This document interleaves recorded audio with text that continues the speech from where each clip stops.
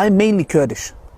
علی داعوە ئەو گەنجە بانخوازە کوردەی خاوەنی ڕێگەزنامەی بەریتانیا ئەو بەزیرەکی و شارەزایەکی لە ئاینی پیرۆزی ئیسلام دژە ئیسلام و مسلمانان و کۆچبەرەکانی هەراسان کردووە. علی داعوا تەمەنی 30 ساڵە و لە ساڵی 1970 لە بەریتانیا لەدایک بووە. لە کۆتایی ساڵی 2016 لەگەڵ کچێکی سۆماڵیدا هاوسەرگیری کردووە.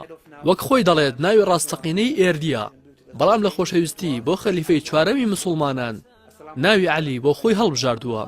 کاتێکیش دەستی بە بانکەواز کرد داعوەی خستەپاڵ ناوەکەی و بوو بە علی داعوا. بنەماڵەکەی خەڵکی باکووری کوردستانە و بنەڕەتیان بۆ گوندێک دەگەڕێتەوە بە ناوی قەیسەر. خۆی دەڵێت کە کوردە و شانازی بە کوردبوونی خۆیەوە دەکات.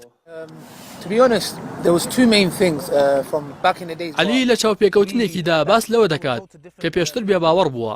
لە 23 کانونی یەکەمی 2012دا و لە تەمەنی 23 ساڵیدا مسلمانبوونی خۆی ڕاگەیاند. لەو بارەیەوە دەڵێت بە دوای خۆشبەختیدا دەگەڕام. ئێمە مێشمان بەوە شۆراوەتەوە کە دڵخۆشی بریتە لە هەبوونی پارە و ئۆتۆمبیل و ماڵی جوان و ئافرەتی جوان.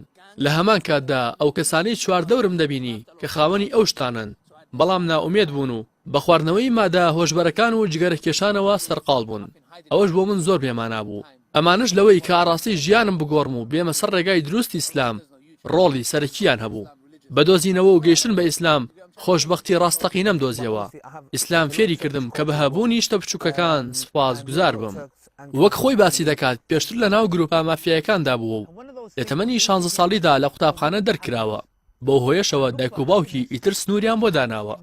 هەر ئەوەش هەنگاوێکی گەورە بووە تا علی بەرەو ڕێگای ڕاستی ئیسلام ڕێنوێنی بکرێت. دواتریش بەبوونی هەندێک هاوڕێی باشەوە دەستی بە خوێندن کردەوە. یەکێک لە هاوڕێکانی کەمان خواز بووە باسی ئاینی ئیسلامی بۆ علی کردووە و قسەکانی هاوڕێکەی بوونە هۆی ئەوەی پرسیار لە خۆی بکات بۆچی من لەسەر زەویم، دوای مردن بۆ کوێ دەچم، ئایا من بەبێ هۆ دروست کراوم؟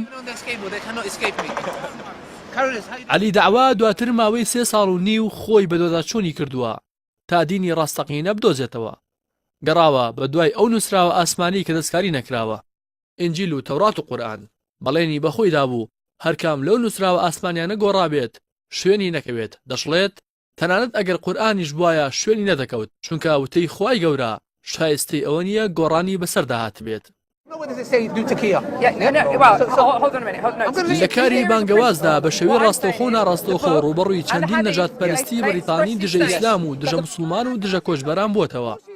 لە هەرە دیارترینیان تۆمی ڕۆبنسن و پۆل گۆڵدینگ و جایدا فرانسن بە شێوەیەک جاریوا هەبووە کە ئەو کەسانەوە پاڵپشتەکانیان لە شوێنێکی بەریتانیا چالاکیان هەبوو بێت.